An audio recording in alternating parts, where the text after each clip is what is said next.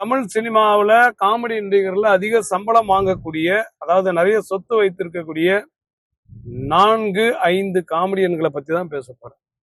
முதல் இடத்துல இருக்கிறவரு சந்தானம். இவருடைய சொத்து மதிப்பு 80-90 கோடி இருக்குன்றாங்க.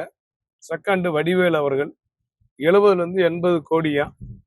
மூன்றாவது இடத்துல யோகி பாபு 50-60 கோடின்றாங்க. நான்காவது இடத்துல சூரி, இவரும் கிட்டத்தட்ட 70 கோடிக்கு கிட்டத்தட்ட சொத்து மதிப்பு.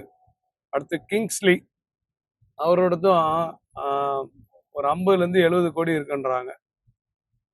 இந்த மாதிரி காமெடி நடிகர்களுடைய சொத்து எல்லாம் இன்னைக்கு பெரிய லெவல்ல இருக்குது. நிறைய பேர் புத்திசாலித்தனம் ரியல் எஸ்டேட்ல இன்வெஸ்ட் பண்ணிடுறாங்க. முன்னாடிலாம் ஊதாரியா இருப்பாங்க அந்த காலத்துல. இப்போ இருக்கக்கூடிய எல்லா நடிகர்களுமே ரொம்ப உஷாரா இருக்காங்க.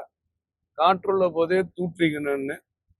இவங்க 5 பேர் தான் இப்ப தமிழ் சினிமாவில் பைசா பார்ட்டி.